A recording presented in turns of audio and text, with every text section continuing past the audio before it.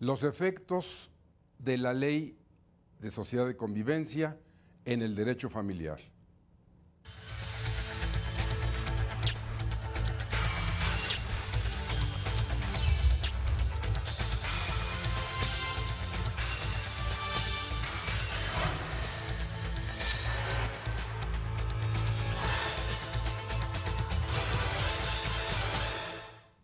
Bienvenidos a su programa Derecho Familiar. Hoy tenemos el privilegio de que nos acompañen dos distinguidos catedráticos de la Facultad de Derecho de nuestra alma mater. La maestra socióloga, directora del Seminario de Sociología, Elsie Núñez Carpizo. Maestra, bienvenida, muchas gracias. Muchas gracias, maestro, por su invitación. Es un honor estar aquí. Gracias. Gracias. Y nuestro querido maestro, el doctor José de Jesús López Monroy, profesor de la División de Estudios de Posgrado de la Facultad de Derecho y, por supuesto, de la licenciatura en Derecho Civil, Familiar, Sistemas Jurídicos Contemporáneos. En fin, el maestro, como ustedes lo saben, es una institución en la academia, dado que ha dedicado la mayor parte de su vida a la Universidad Nacional Autónoma de México. Maestro, muchas gracias por estar con nosotros. Muchas gracias a usted, doctor. Muchas gracias por invitarme. Y muy amable por sus atributos, por los señalamientos. Decía yo al principio que hoy va usted a escuchar qué dispone la Ley de Sociedad de Convivencia para las personas que habitan en el Distrito Federal y que se acogen a la misma. Probablemente usted ha escuchado que esta ley, que entró en vigor en el año 2003, tiene como propósito fundamental establecer, a través de un acto jurídico bilateral, una relación entre dos personas del mismo sexo, de sexo diferente, con o sin el propósito de tener incluso relaciones sexuales, donde la ley da una serie de prerrogativas, establece deberes, derechos y obligaciones. Pero para entrar en esta materia, y solo como un marco de referencia, sería conveniente que ustedes, distinguidos lectores, escuchas, nos hagan el favor de saber, de que lleguemos hasta su hogar y les digamos, por ejemplo, que en la última década del siglo pasado, concretamente a partir del año 1989, se inició un movimiento mundial en favor de regular la relación entre personas del mismo sexo. Más de 19 países y 8 ciudades, del año 1989 al año 2009, se han acogido ya a esta ley. Encontramos que hay países en el norte de Europa, como Dinamarca, Suecia, Finlandia, Sudáfrica, otros lugares de Europa como Francia, que en el año 2000 estableció esta ley, y ciudades, no todos los Estados Unidos de Norteamérica, como Vermont, California, Hawái, en la capital, Washington, D.C., donde se ha establecido recientemente en Buenos Aires, la capital de Argentina, y, como usted lo sabe, en el año 2003, en la Ciudad de México, Distrito Federal. Es importante conocer estos antecedentes a nivel mundial y dentro de nuestro país, localmente, como a partir del año 2001, cuando se modifica el artículo 1 de la Constitución, donde se establece que no debe haber discriminación alguna por orientación sexual, por creencias, por raza, religión, etcétera, van a ser fundamentales para esta ley. Ley controvertida, ley que usted va a escuchar las doctas palabras del maestro López Monroy y de la maestra Elsie Núñez Carpizo, porque precisamente la intención hoy en este programa es escuchar a la socióloga, a la experta en esta materia, la que maneja fundamentalmente en esa ciencia social los fenómenos sociales, y del otro lado, la sabiduría, la experiencia, la participación de nuestro querido maestro López Monroy en tantos congresos internacionales de derecho familiar, que siempre su voz es una autoridad su voz es señera para quienes vamos caminando por este sendero. Maestro López Monroy, ¿sería usted tan amable de decirle a nuestro teleauditorio en relación a esta ley, cómo la ve, cómo siente usted que es, para que ellos vayan normando su criterio y sobre la marcha iremos yendo a otras particularidades? Yo debo advertir al teleauditorio y a ustedes, maestros, con todo respeto, que me coloco en un plan tradicionalista. Es decir, estimo que la ley llamada de convivencia es inútil, porque está absorbida dentro de la figura de una sociedad o de una asociación. De manera que es totalmente inútil. Inútil no solamente por la repetición de las figuras jurídicas, de las instituciones jurídicas, sino especialmente porque ya concretamente hablar de una protección a la pareja homosexual me parece una ofensa a la mujer, especialmente de la homosexualidad masculina. Me parece que es una ofensa, es un ataque a la mujer que es madre, a la mujer que es esposa, a la mujer que es compañera. Así que, sí, con todo respeto, me coloco en la posibilidad de decir, las aficiones sexuales de las personas en el mundo pueden tener ciertos caminos, resultado de tantas guerras y de tantos desastres, pero es obligación del ser humano corregir sus defectos. La sociedad debe defender a la persona humana y a la familia entendida como relación de hombre y mujer, de tal suerte que tratar de defender una relación que no es aprobada por una pareja, o que no es, que difiere a la pareja humana, o de la pareja humana, me parece a mí que es contrario a una ética. Entiendo esto. Muchas veces se ha hablado de la política de Aristóteles, pero generalmente no se lee. Aristóteles dice que la persona humana y la familia tienen que ser protegidas por la polis. Y tienen que ser protegidas por la polis porque son indefensas. La persona humana y la familia, hombre, mujer e hijos, quedan indefensos en el mundo si no hubiese una organización social, una organización política.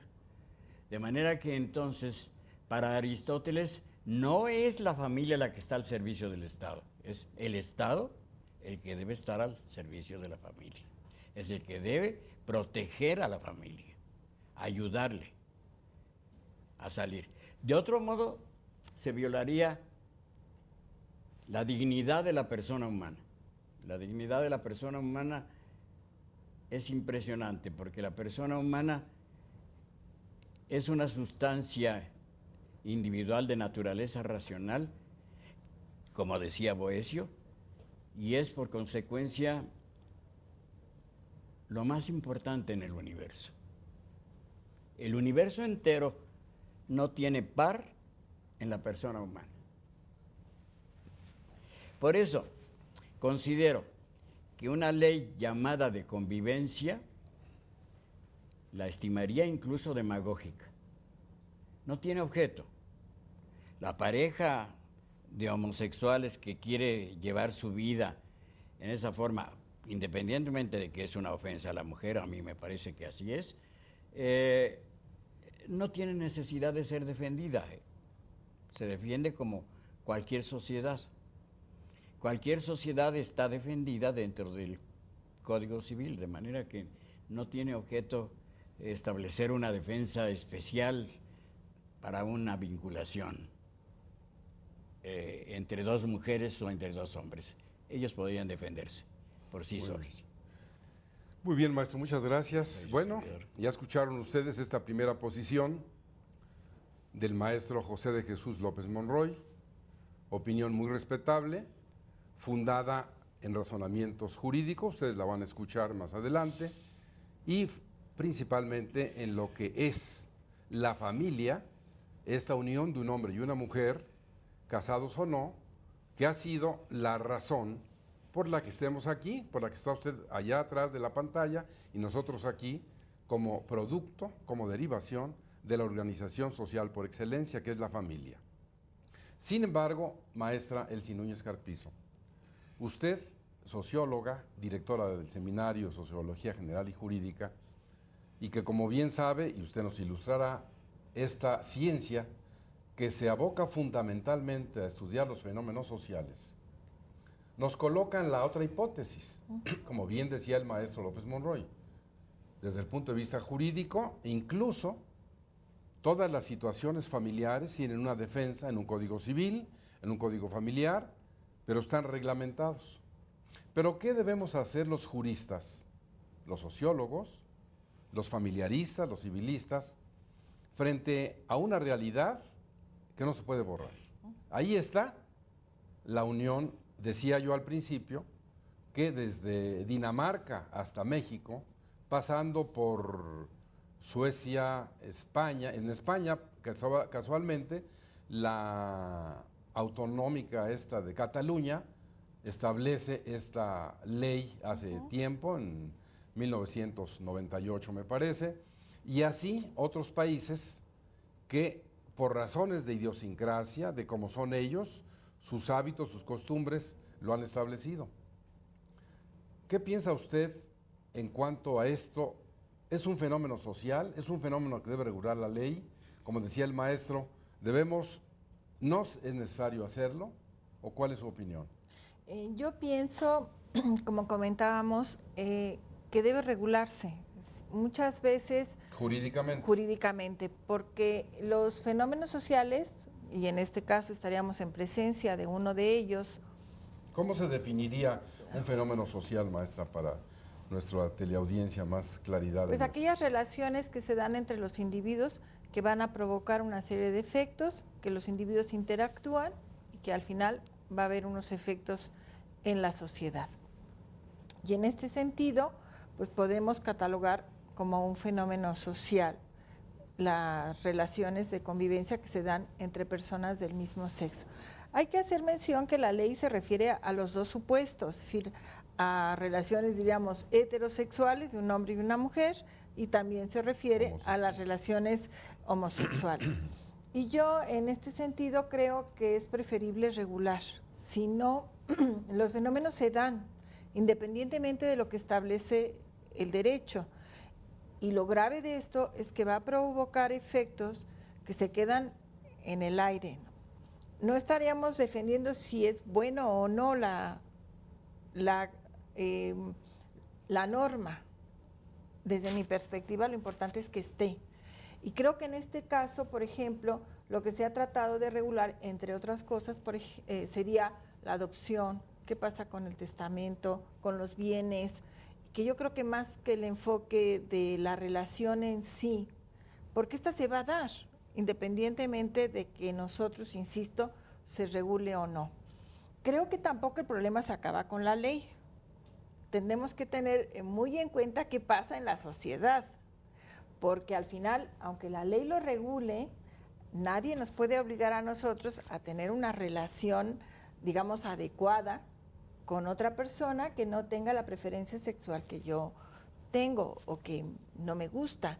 Pero pensemos, y ya no me va a tocar a mí, que vamos a la escuela, llevamos a nuestros hijos pequeños y nos podemos encontrar, ¿verdad?, que hay parejas del mismo sexo y que van a ir quizás los niños, si los adoptan o si los tienen, etcétera, pues van a estar ahí. Bueno, aquí es muy importante que vean ustedes esta nueva posición de la jurista, de la socióloga, que dice, ahí está el hecho. Lo que dice el maestro López Monroy, sí, nada más que aunque esté el hecho, es inútil, parafraseándolo a él, que no sirve para nada haber hecho esta ley.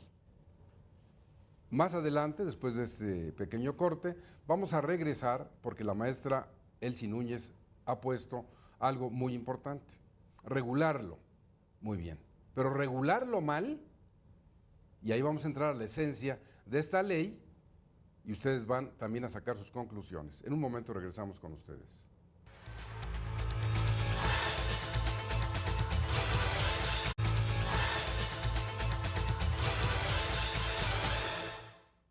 Como le decíamos, y usted escuchó y vio, la opinión del maestro López Monroy y de la maestra Elsie Núñez. Posiciones no antagónicas, pero con un enfoque diferente. Hay que reconocer esa realidad. Y bien decía la maestra Núñez, hay que reconocerla, pero en realidad esta ley de sociedad de convivencia, copiada o mal copiada, se adapta a la idiosincrasia y a la realidad mexicana. Vamos ahora directamente a hablar sobre la propia ley. Maestro, jurídicamente, ¿qué piensa usted de esta ley? Porque pues ahí está y es. Bueno, sí, está dictada. Yo he sostenido que es inútil, porque si lo que se quiere es defender una relación de hecho quiero suponer que ya se diera en la sociedad mexicana, que no creo que se dé con plenitud, o por lo menos con regularidad, de todas suertes es inútil, porque la relación entre personas del mismo sexo, que ciertamente se llama homosexualidad, de todos modos lesbianismo o homosexualidad masculina, no tiene por qué apologetizarse. Basta con que tenga los elementos jurídicos para la autodefensa. La autodefensa es, ¿qué sería? La posibilidad de tener un patrimonio, pues pueden tenerlo, como cualquier socio.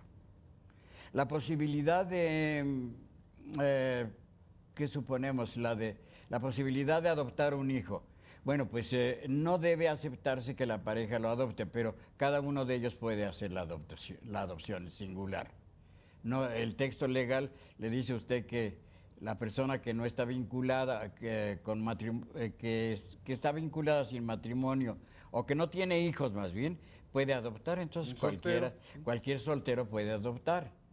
La posibilidad de que reciba su amigo o amiga una parte de su patrimonio, pues mejor que lo haga a través de testamento, porque eso es más consciente.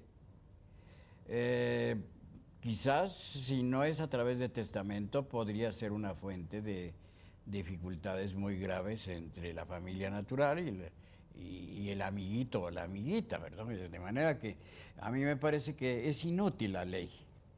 Fue una actitud puramente demagógica. Ahora, sí difiero un poco, maestra, con todo respeto, de que el sociologismo no es actitud psicológica. Yo creo que hay una diferencia muy grande entre sociología y psicología. Yo puedo explicar el fenómeno humano, incluso el que sea, ¿verdad? Puedo explicarlo desde un punto de vista psicológico. Pero otra cosa distinta es que la apologetice o que considere que esa situación es digna de ser apologetizada, es digna de ser alabada para que continúe en aumento. A mí me parece que eso sí no. Si me permite nada más, la explicación psicológica está maravillosamente expuesta en ese monumento. No, se me escapa el monumento en la India que tiene todas las posiciones amorosas. El Kama Sutra. Esa obra debió haber sido hecha por una mujer, es decir, inspirada por una mujer, porque solo una mujer es capaz de comprender las diversas actitudes sexuales de los seres humanos. Los hombres en el sentido masculino somos más racionales en el sentido de racionalidad absoluta. Lo que no está dentro de un orden jurídico y dentro de un orden ético, nos es difícil aceptarlo. Por eso digo, sociológicamente o psicológicamente. Psicológicamente es posible explicar cualquier actitud humana, y la mujer es muy comprensiva. Pero la sociología no es apologetización.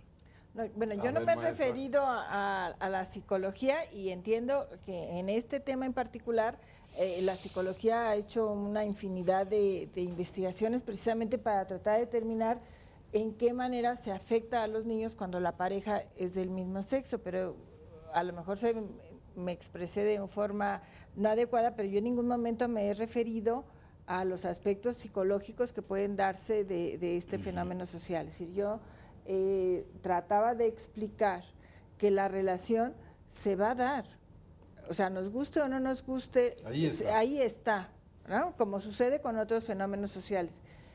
Desde este punto de vista de una realidad que se presenta en la sociedad, creo que hay que regularse. Ahora, esta regulación en particular, yo estaría en el sentido que usted expresa, que no es muy favorable. Es decir, siento yo que fue una legislación que se copió en una sociedad distinta o en sociedades totalmente diferentes a la sociedad mexicana. Y esto implicaría, obviamente, quizás sí referirnos a nuestras pautas de comportamiento y, en última instancia, a nuestras costumbres, a nuestra idiosincrasia y a una serie de factores culturales que determinan el tipo de sociedad que somos. Y que obviamente, si esto no se toma en consideración, que creo que es lo que está pasando, no solamente con esta disposición, sino con otras, sino simplemente trasladar de distintos países con culturas, situaciones y diferentes, creo que no es adecuado. Yo estaría en este sentido. Pero por el otro lado, sí me preocupa el de que esas relaciones se dan, y que creo que en el caso específico fue quizás por exceso de presión social o de grupos, o entre comillas, pondría yo, por verse modernos y voy a hacer este tipo de ley, porque al final yo creo, como sucede con otros fenómenos sociales en nuestro país, que es llamar la atención en un momento determinado, pero ni se está resolviendo a fondo, ni tampoco se está haciendo nada en concreto para que esto funcione en la sociedad. Por eso me refería yo hace un momento al aspecto de comportamiento de los individuos en la sociedad, y partaríamos en un principio del concepto general de discriminación, ¿no? Es decir, que nos dicen tanto no discrimines, y esto es un fenómeno que se da todos los días y desde diferentes enfoques, no solamente racial, y yo siento que no se está haciendo nada, ¿no? Entonces, ¿de qué nos sirve una ley tan maravillosa? Aunque vamos a pensar que fuera maravillosa, y en este caso estamos diciendo tiene graves deficiencias, no está adecuada, pues obviamente son disposiciones que van al fracaso, ¿no? Y entonces nos convertimos en un estado de leyes, tenemos infinidad en el número de leyes legales, que no tienen nada que ver con la realidad, que no se hace una investigación, que muchas veces no se consulta a los jurídicos, a los abogados para hacer este tipo de cosas, ¿no? Entonces, ¿pero qué pasa? Pues la gente, el ciudadano de a pie, pues, ve eso y dice, pues qué bien, o simplemente pues ni le interesa el derecho. Creo que en nuestra sociedad esto es un problema grave, de que a gran parte de la población ni siquiera le preocupa qué pasa con el derecho, y que al final nos permitiría una mejor convivencia en el sentido más amplio, ¿no? Entonces, como que hay dos niveles, ¿no? El derecho por ahí, con un derecho que a lo mejor no se consulta, insisto, con mucha frecuencia a los juristas, tendría que hacerse un análisis interdisciplinario para ver hasta qué punto esta norma va a tener una vigencia real en nuestra sociedad. ¿Qué es realmente lo que le preocupa a la sociedad? Esto nunca ¿O quiere hacer invitaciones o qué cosa es lo que pretende? No, que se conozca lo que pasa en nuestro país, cuál es la realidad de nuestro país, para que realmente entonces tengamos un derecho, como usted explicaba, ajustado a la realidad, y donde el Estado realmente está tomando control de esa y poniendo las disposiciones adecuadas, porque si no, si seguimos copiando legislación que no tiene nada que ver con nuestra realidad, imaginándonos un país que no tenemos. Ni con nuestra realidad biológica, ni geográfica, ni económica, histórica. maestro. Nos dicen un Especialmente esta ingreso última. per cápita de Especialmente esta última, $14,000 sí, que no lo tiene nuestra realidad, que no lo tiene la población. Y si mis actividades como Estado, me imagino que ese PIB es real, pues yo actúo de una manera que no tiene nada que ver con lo que está pasando con el ciudadano de a pie, ¿no? Bueno, En entonces, este sentido sería mi opinión. muy bien. En esa hipótesis y planteadas la posición del maestro López Monroy y la de la maestra, vamos a ver cuál es la realidad de la ley. ¿Qué dice esta ley tan mal hecha? Comparto obviamente la opinión con el maestro López Monroy, desde el punto de vista de que no se consultó a expertos, a juristas, para hacer esa ley.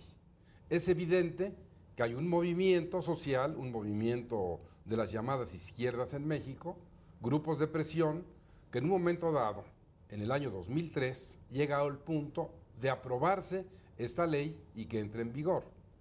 Yo les cuento como una anécdota que antes de que esta ley se aprobara, participé en reuniones en las que di opiniones e incluso recuerdo que el segundo artículo del primer proyecto de esta ley decía que era esta ley, esta sociedad de convivencia, la unión de dos o más personas que pactaban para hacer esto, esto y esto. Imagínense qué divertidas iban a dar. Dos o más personas. Finalmente se redujo a dos, pero vamos más allá. ¿Por qué no se consultó a juristas que pudieran ilustrarles que en el Código Civil del Distrito Federal no existe el concubinato de homosexuales ni de lesbianas? ¿Qué va a hacer un juez en el momento que llegue un conflicto jurídico de una pareja de esta naturaleza a decir, vengo a ser el sucesor legítimo porque viví con este señor 10 años, ya murió y ahora quiero una parte en la herencia? ¿En qué se va a fundar? En que dice la propia ley que se le va a aplicar todo lo que sea del concubinato, nada más que el juez sabe y no va a poder resolver porque no hay concubinato de homosexuales. La voluntad particular no puede generar normas jurídicas de derecho familiar. Y dice el primer artículo de esta ley que es de orden público e interés social. Bien decía el maestro López Monroy, y yo voy a ir más allá. Ahí están las figuras del derecho civil, el ejercicio de la autonomía de la voluntad, donde usted quiere hacer una sociedad, bueno, pues haga una sociedad civil y establezca una copropiedad con su pareja, un usufructo vitalicio, una donación, una renta vitalicia, y en esas condiciones, con derecho civil, con normas, instituciones de derecho civil, se va a resolver. ¿Qué tiene que ver el registro público de la propiedad para inscribir estas uniones?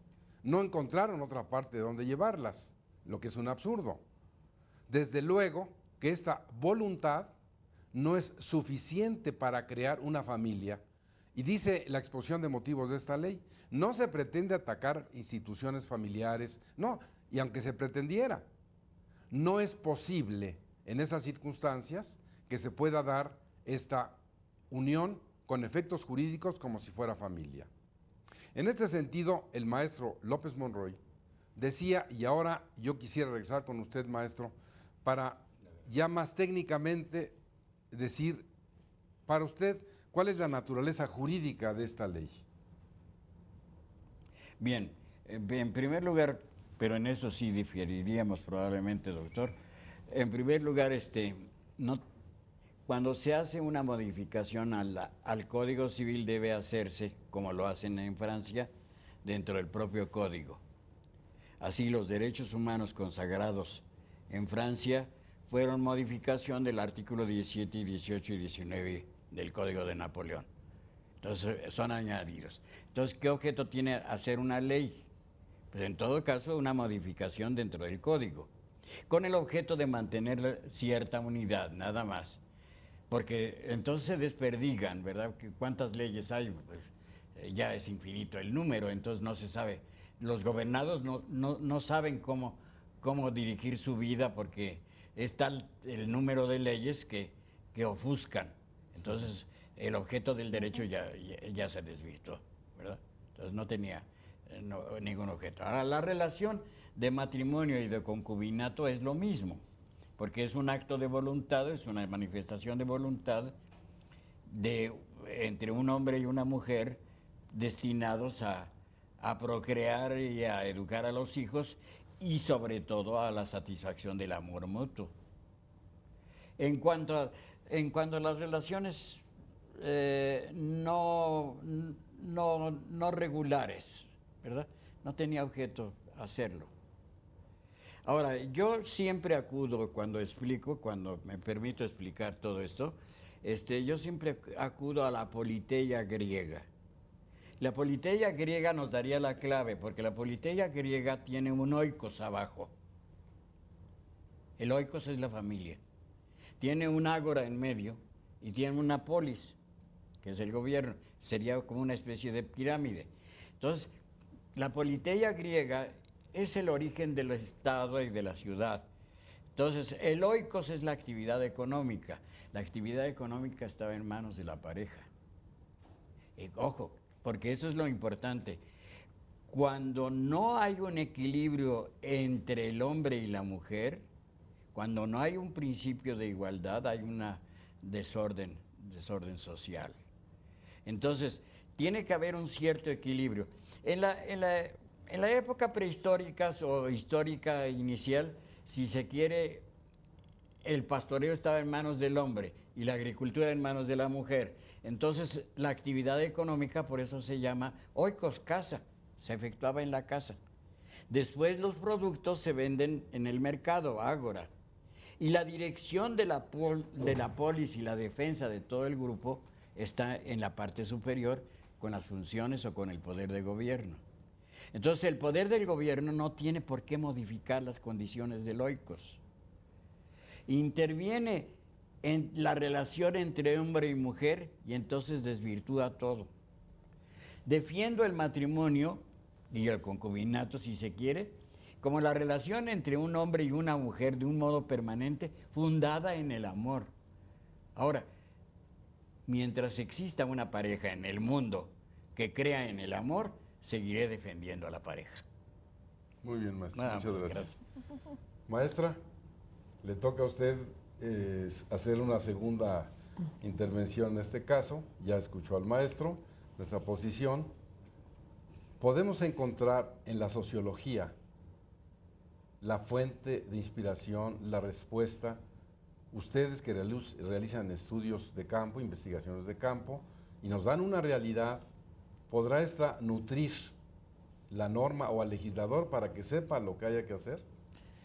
Yo creo que sí, tanto como decidir, a lo mejor no, porque la sociología estudia la realidad, qué es lo que pasa, da una respuesta. Y da la posibilidad de esto, porque al final recordemos que los hombres somos libre albedrío, y entonces vamos a decidir y hacer, de hecho lo estamos haciendo todos los días, en cada instante. Qué bueno que no dijiste los hombres y las mujeres, esa cantaleta. Yo estoy en contra de eso.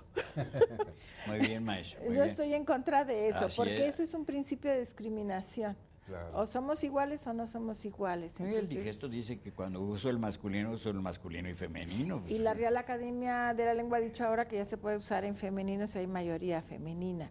Entonces, pero yo estoy en contra de eso, aquí Muy haciendo bien. un paréntesis, porque no, insisto, es principio de discriminación, ¿no? Claro.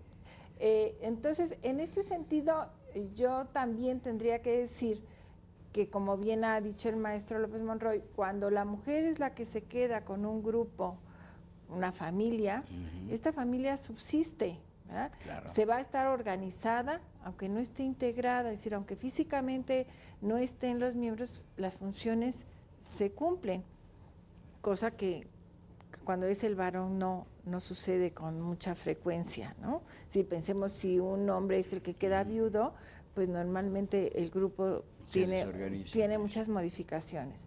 También quizás hay que ir tomando en consideración que la sociedad cambia, y aunque el modelo es excelente de padre, madre, hijos, nuestra realidad nos indica que hay un gran número que ahora son monoparentales, ya sea que solo existe el padre o solo exista la madre. Entonces, en este sentido creo que podemos, nos guste o no, que hay otro tipo de relaciones, pero no creo tampoco que cada caso implique la necesidad de una ley, porque sería lo que ha dicho el maestro López Monroy. Vamos a tener n número de leyes y ya se va a ver tan casuístico que entonces pierde, yo creo, su naturaleza la ley, ¿no? Ya casi vamos a hacer leyes individuales, no pasa esto y hacemos una ley, y pasa este otro fenómeno y vamos a hacer otra ley. Y yo creo que precisamente el derecho es general, ¿verdad? No debemos de olvidar esta perspectiva, y que si ya está regulado, tendrá precisamente, si el juez tiene un marco adecuado, pues va a tener un margen de actuación en donde va a poder realmente resolver esa situación. Pero si ya detallamos tanto, yo creo que también va a ir en perjuicio de este actuar del juez, ¿no? Y que no podemos, ya quizás para concluir, olvidarnos que aunque el derecho es objetivo, el juez es un sujeto y va a entrar en consideración en su decisión y en su actuar esa perspectiva subjetiva que tiene. Entonces, en este sentido, creo que no hay que olvidarse de esta panorámica general que se debe de dar, y que creo que desafortunadamente en muchos casos no se acude, ¿no? Ya no desde la perspectiva de la técnica jurídica que tan graves problemas ocasiona en nuestra sociedad, sino la perspectiva de cuál es mi realidad a la que quiero llegar, ¿no? Y bueno, concientizar, porque si no, no tiene ningún efecto, ¿no? Vean ustedes la sabiduría del maestro López Monroy, que ratifica la maestra Elsie Núñez. Dice el maestro, una ley para resolver un problema, otra para resolver el problema de esa ley. Y entonces, si vamos hacia atrás, es una serie de leyes que en su origen querían resolver un problema y nomás lo agravaron. Y ahora con esta ley, que ni es de orden público ni es de interés social, van a ver ustedes, después de un corte, el análisis que vamos a seguir haciendo de la misma. En un momento regresamos con ustedes.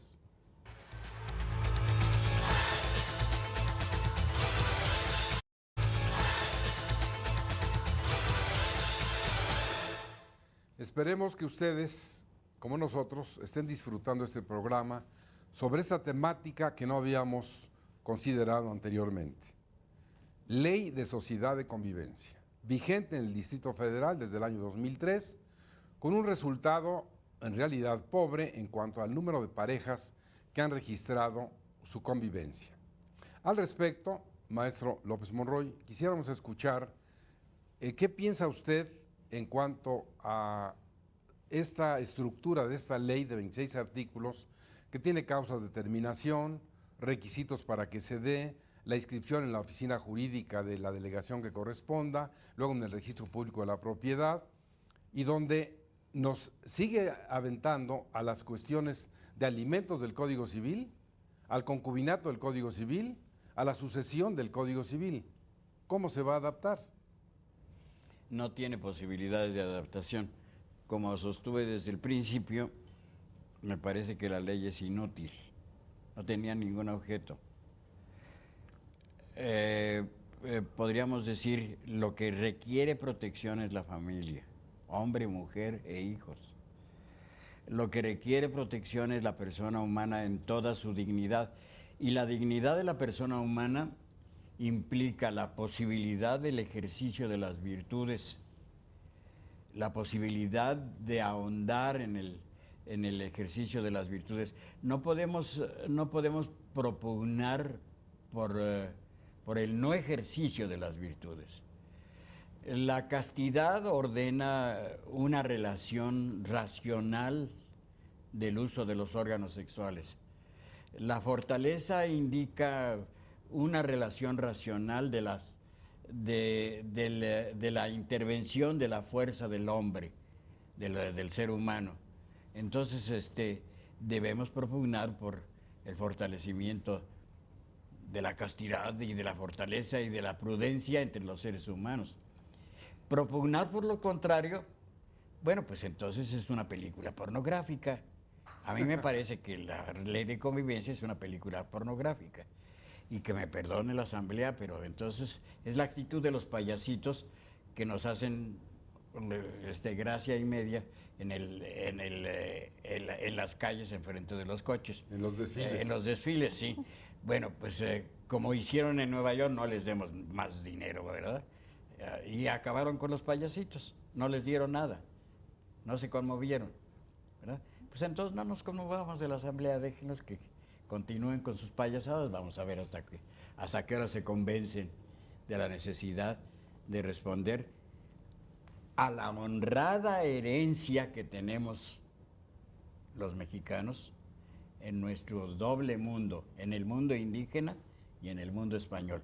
Somos resultado de dos grandes culturas, entonces es una grandiosidad la que tenemos en México, no la destruyamos. Muy bien, como les dije al principio, este programa iba a ser interesante, lo está haciendo, está increciendo este interés porque precisamente la experiencia, la sabiduría, el conocimiento van más allá de simples reflexiones. Y como bien decía el maestro López Monroy, ha sido una ley inútil y una ley que no ha dado un resultado.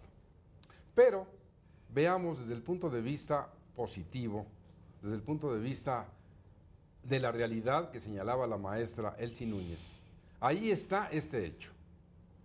Yo le sugeriría respetuosamente a la Asamblea Legislativa que modifiquen esta ley, que la reduzcan a la expresión de la voluntad de los dos que lo quieren hacer. Por ejemplo, ¿por qué no celebrarlo ante un notario público? En el ejercicio de la autonomía de su voluntad, ¿quieren testigos? Ahí pueden tener causas de disolución, indemnización, pueden pactar lo que quieran de acuerdo a lo que dicen los artículos 6, 7 y 8 del Código Civil, en los intereses particulares, pero ¿por qué insistir o tratar de que esto llegue a los linderos de la familia? Desde ningún punto de vista esto puede asemejar o puede ser parecido a una organización familiar. Si dejamos que sean actos jurídicos unilaterales como testamento público abierto, usted quiere que su pareja, cuando usted muera, sea la heredera, haga un testamento público abierto, lo nombra heredero universal y no va a tener ningún problema. Pero si vive con ella y no hace un testamento, es inútil pretender que se le apliquen las reglas de la sucesión legítima que se aplican a los cónyuges, que por analogía llegan a los concubinos, pero que no pueden llegar, ya dijimos, a esta pareja de homosexuales o lesbianas o heterosexuales, para no ir más allá, que por su voluntad quiera uno heredar al otro si no hay ese testamento.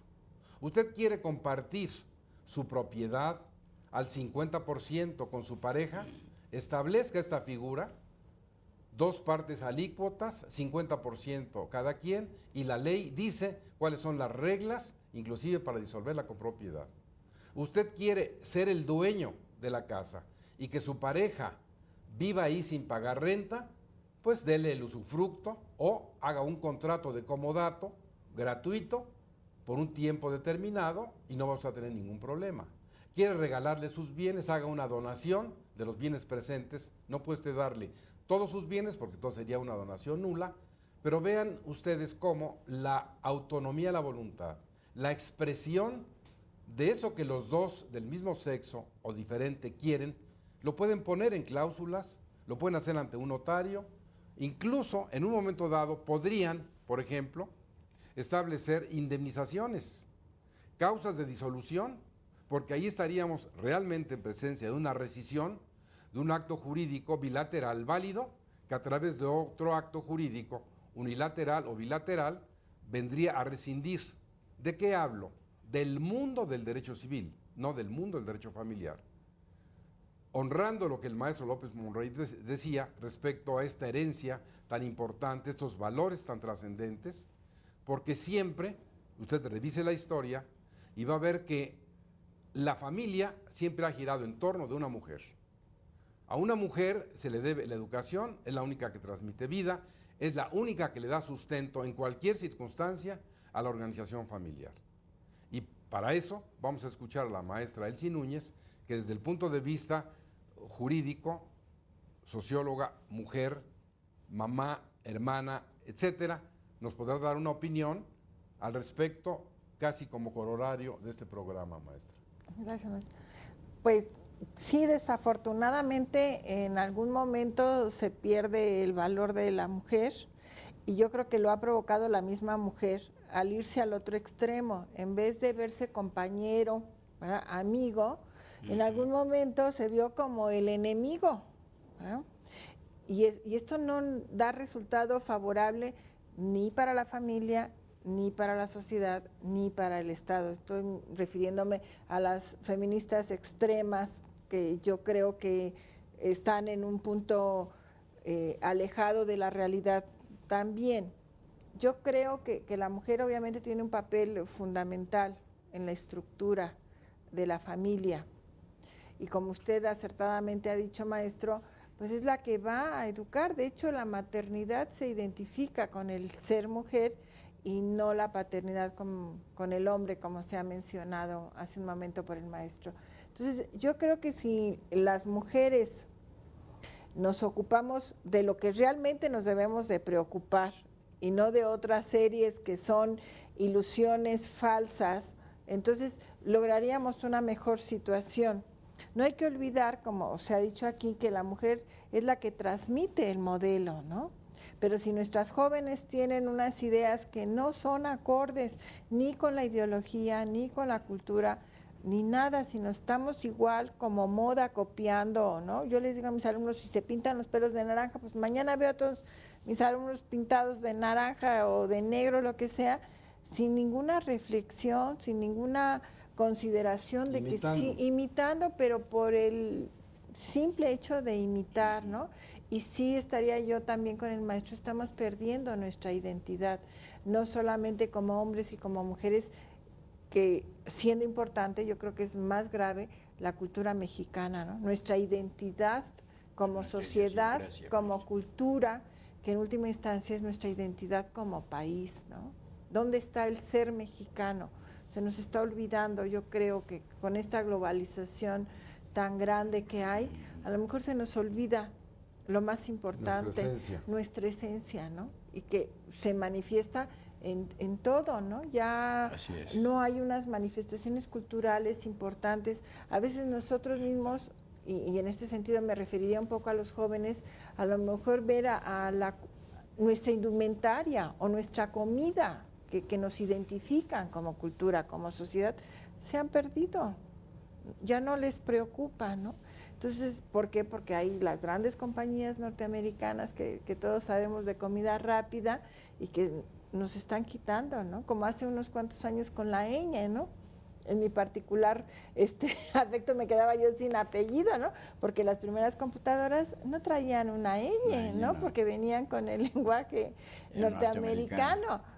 No se vale. Yo creo que tenemos que reflexionar sobre lo que somos y qué queremos ser, sin preocuparnos de imitar tanto hacia el exterior. Gracias, maestro. Gracias. Maestro, en esta última parte del programa sería muy conveniente si usted nos hiciera favor de, a manera de conclusión, decirle a la distinguida teleaudiencia, ratificar estos puntos de vista, que aprendan de la experiencia, de la sabiduría, de lo que usted les pueda en ese momento señalar para conclusión de este programa.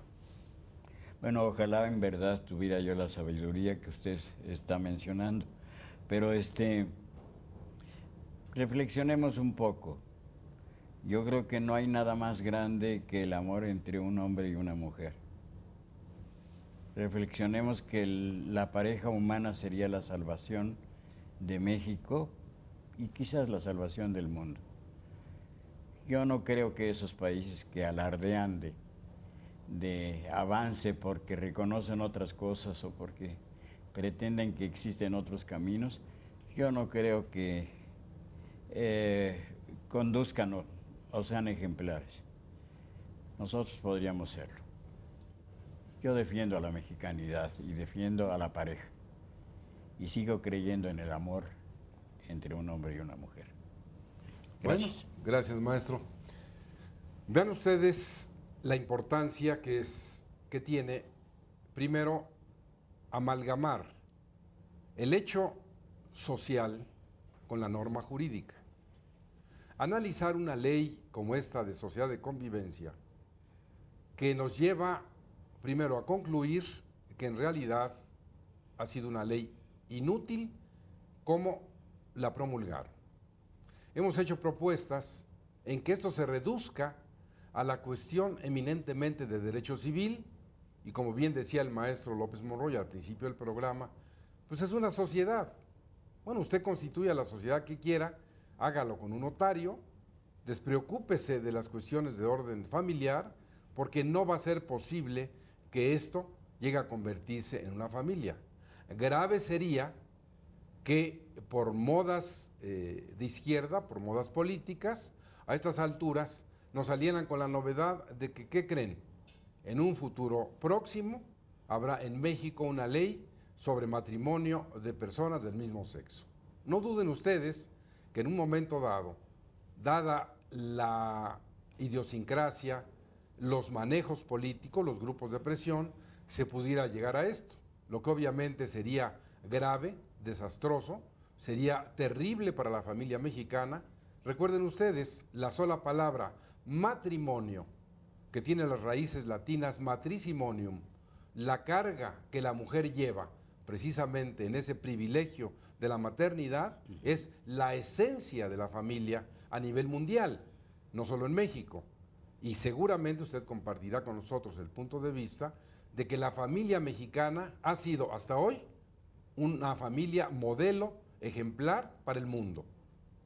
En pocas familias se ven estos valores, en pocas familias la familia siempre está con los brazos abiertos para recibir a aquel que se fue, que fue ingrato con ella y regresa. La familia es un hospital, es un restaurante, es un hotel, es todo lo que necesitamos precisamente para resolver los graves problemas por los que estamos atravesando. Y ahí el legislador tiene la palabra. Acuda usted a expertos, señor diputado de la Asamblea Legislativa del Distrito Federal, consulte a los que saben, porque finalmente es más fácil hacerlo bien que hacerlo mal. Si están pensando en hacer modificaciones a la ley, hay que hacerlo con un consenso, hay que convocar a la ciudadanía, que opinen, a los expertos.